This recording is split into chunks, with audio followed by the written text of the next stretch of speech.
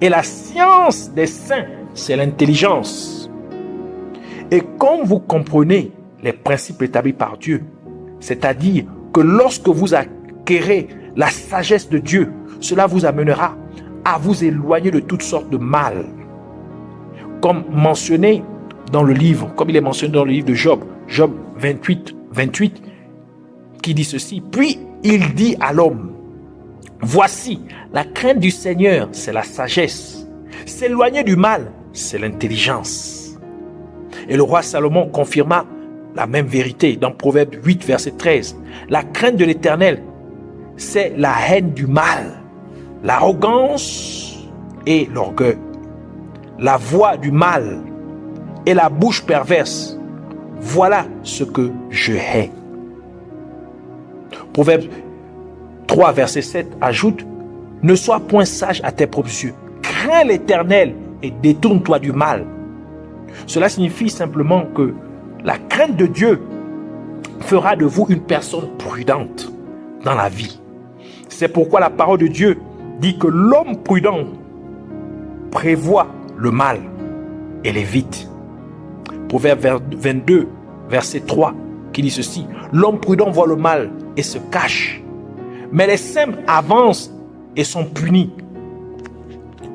Lorsque vous craignez Dieu, il vous montrera des vérités cachées, même des moyens cachés pour vous assurer que lorsque vous priez, vous recevez toujours ce que vous lui demandez. De la parole de Dieu dit dans Psaume 25, verset 14, l'amitié de l'Éternel est pour ceux qui le craignent. En d'autres termes, les secrets de l'Éternel, comme le dit dans la version King James, parce que on révèle ses secrets à ses amis. Donc l'amitié ou les secrets de l'Éternel sont pour ceux qui le craignent. Et son alliance leur donne instruction. C'est pour cette cause que le roi David demanda à Dieu de faire en sorte que son cœur lui soit entièrement dévoué afin qu'il puisse craindre Dieu. Psaume 86, verset 11, qui dit ceci, « Enseigne-moi tes voies, ô Éternel, je marcherai dans ta fidélité, dispose mon cœur à la crainte de ton nom. » C'est pourquoi le livre de Psaumes a été principalement écrit par le roi David, est plein de connaissances approfondies sur Dieu et comment interagir avec lui. D'où les notions jumelées de la sainteté, la pureté et la crainte de Dieu sont essentielles pour permettre à votre prière de briser la force cosmique démoniaque établie dans le second ciel par certains des anges déchus. Ainsi, la parole de Dieu dit dans Deutéronome chapitre 10, versets 12 à 13, « Maintenant, Israël, que demande de toi l'Éternel, ton Dieu, si ce n'est que tu craignes l'Éternel, ton Dieu, afin de marcher dans toutes ses voies, d'aimer et de servir l'Éternel, ton Dieu, de tout ton cœur et de toute ton âme, si ce n'est que tu observes les commandements de l'Éternel et ses lois, que tu te prescris aujourd'hui, afin que tu sois heureux. » Et le roi Salomon conclut par ce qui suit dans Ecclésiaste chapitre 12, versets 15 à 16. « Écoutons la fin du discours. Crains Dieu et observe ses commandements. C'est là ce que doit faire tout homme. Car Dieu amènera toute œuvre en jugement au sujet de tout ce qui est caché, soit bien, soit mal. » Ces 6 principes que Dieu nous a exposés au cours de ces 6 dernières semaines sont ce qui est nécessaire pour protéger notre prière et pour la faire et pour la mener à briser les forces du mal dans le 2e ciel, atteignant ainsi le 3e ciel, également connu sous le nom de paradis, où Dieu réside, afin que notre prière soit exaucée par Dieu. Et ces 6 notions sont toutes interdépendantes, car la disposition de votre cœur garantit que vous ayez la pleine volonté de prier, mais aussi que vous ayez la pleine volonté de faire des offrandes à Dieu. Les offrandes salent votre prière, c'est-à-dire mettre du sel sur votre prière, lui donnant du goût pour qu'elle soit favorable à Dieu. Vos bons comportements ou vos bonnes actions plaident en votre faveur devant Dieu. Le temps suffisant que vous passez dans la prière, en présence de Dieu, améliore votre vie spirituelle et rend votre vie de prière de plus en plus forte. Votre innocence libère votre prière, la rendant inaccessible, car les puissances maléfiques ne pourraient pas la retenir. Et enfin, les notions jumelées de la sainteté, la pureté et la crainte de Dieu fournissent une clôture spirituelle autour de votre prière et couronnent votre prière avec une puissance spirituelle. Ainsi, nous devons prendre ces principes, nous imprégner de ces 6 principes: la disposition du cœur, les offrandes ou l'offrande, les bonnes actions, le temps suffisant passé dans la présence de Dieu en prière, l'innocence et enfin les notions jumelées de la sainteté, la pureté et la crainte de Dieu. Nous devons nous imprégner de ces 6 principes afin de révolutionner notre vie de prière, afin de révolutionner notre interaction avec Dieu, notre communion avec Dieu, notre relation avec Dieu, afin d'amener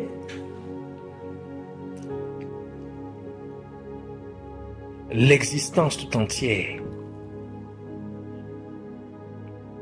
à suivre la voie de Dieu, afin d'imposer la volonté de Dieu ici-bas sur terre, comme elle est faite dans le ciel. Au nom de Jésus-Christ. Alors nous voulons prier, premièrement pour remercier Dieu pour sa parole. Nous voulons aussi prier au nom de Jésus-Christ pour demander à Dieu d'avoir pitié de chaque être humain, pour chaque impureté et le manque de sainteté, ainsi que pour chaque fois que nous avons manqué d'exprimer la crainte de Dieu. Nous voulons aussi prier pour demander à Dieu, au nom de Jésus-Christ, d'aider chaque être humain à manifester ces notions jumelées de la pureté, la sainteté et la crainte de Dieu dans tous les aspects de la vie. On prie en demandant à Dieu, au nom de Jésus-Christ, de transmettre à chaque être humain toutes ces 6 notions sur la prière, afin qu'elles soient inscrites pour toujours dans notre esprit et dans notre cœur. Et enfin, nous voulons prier pour remercier Dieu de nous avoir exaucés. Alors ensemble, joignons-nous en prière. Seigneur Père éternel, nous te rendons toute la gloire, l'honneur et la majesté. Nous te disons merci pour ces moments. Merci Seigneur pour nous avoir encore révélé ta parole, pour nous avoir menés dans la profondeur, Seigneur, des mystères sur la prière. Merci, Seigneur, d'avoir inscrit, Seigneur, tes instructions dans nos cœurs, au nom de Jésus-Christ. Et nous te prions, Seigneur,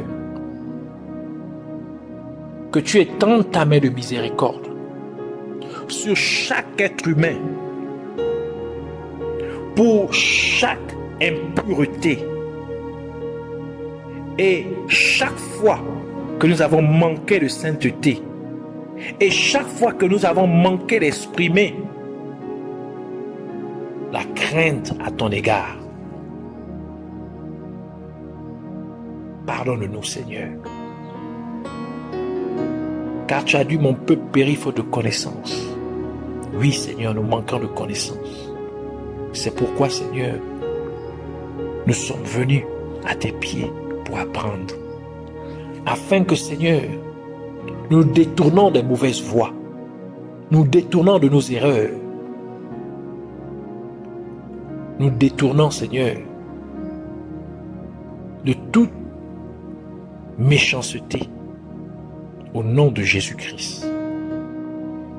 Lave-nous par ton sang, le sang de ton Fils Jésus-Christ qui a coulé à la croix de Golgotha. Et sanctifie-nous ainsi au nom de Jésus-Christ. Seigneur, nous te prions, aide l'humanité, aide chaque être humain à manifester ces notions jumelées que tu viens de nous enseigner.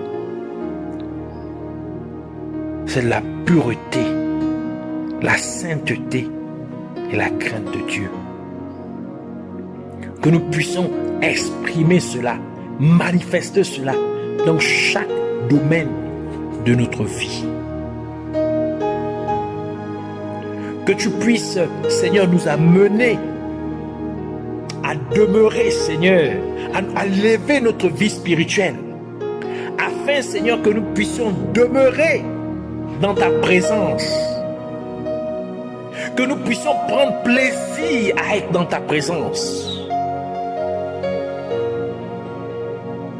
que nous puissions puiser, Seigneur, de ta lumière et rayonner, Seigneur, de ta lumière, afin que partout où nous allions, Seigneur, nous puissions repousser toute forme de mal, toute forme de ténèbres, toute forme d'obscurité spirituelle au nom de Jésus-Christ, et à imposer, Seigneur, ta volonté, être manifeste ici-bas sur terre, comme elle est faite dans le ciel, au nom de Jésus-Christ. Que tu nous aides, Seigneur, à faire de la louange notre style de vie. Que nous passons plus de temps à te louer de toute manière, afin que nous continuions à puiser de ta présence au nom de Jésus-Christ. Que la crainte de Dieu soit manifeste à chacun de nos pas.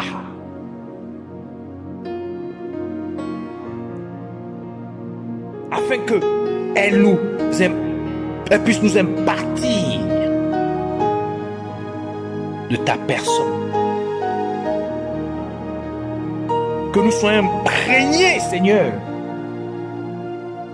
de ta nature, au nom de Jésus-Christ. Que notre vie ne soit point écourtée, au nom de Jésus-Christ. Seigneur, maintenant que tu nous as révélé ces 6 principes, laisse que cela soit appliqué. Car tu as dit que ta parole ne remontera point à toi sans avoir été accomplie, sans avoir atteint le but pour lequel elle a été envoyée. Voici, tu as envoyé ta parole. Tu nous as enseigné. Maintenant que ta parole puisse s'accomplir dans nos vies respectives, mais au travers de nos vies, dans toute l'humanité, au nom de Jésus-Christ. Et comme tu nous as enseigné, tu viens encore nous enseigner que ta parole n'échouera point, qu'elle s'accomplira certainement, car tu veilles sur ta parole pour l'accomplir. Tu as dit, n'as-tu pas parlé et ne le feras-tu pas? Puisque tu as enseigné, puisque tu as parlé, alors fais-le dans nos vies et au travers de nos vies. Que ton peuple, la création de tes mains, l'ouvrage de tes mains, puisse maintenant s'atteler à la disposition de leur cœur pour demeurer, pour avoir la pleine volonté de prier, de te prier et de te faire des offrandes. Et que l'offrande de ton peuple puisse donner du sel à leur prière, afin que notre prière te soit favorable, que nos bons comportements, nos bons agissements, nos bonnes actions plaident devant toi en notre faveur. Que le temps suffisant que nous passons en prière dans ta présence améliore notre vie spirituelle et nous rend encore de plus en plus forts dans notre vie de prière. Que l'innocence de notre prière rende notre prière inaccessible aux forces maléfiques, qu'elle ne puisse point la retenir, et que les notions jumelées de la sainteté, de la pureté, la crainte de Dieu fournissent une barrière, une clôture spirituelle autour de notre prière, et la couronne, Seigneur, de puissance, de ta puissance, au nom de Jésus-Christ. Merci, Seigneur, que lorsque les gens s'attellent à cela maintenant, qu'il y ait une révolution à travers le monde entier, qu'il y ait un réveil, Seigneur, inouï à travers le monde entier, que les forces des maléfiques des ténèbres soient ébranlées au nom de Jésus-Christ, et que ton nom soit élevé à jamais. Au nom de Jésus, nous avons ainsi prié. Amen. Soyez bénis.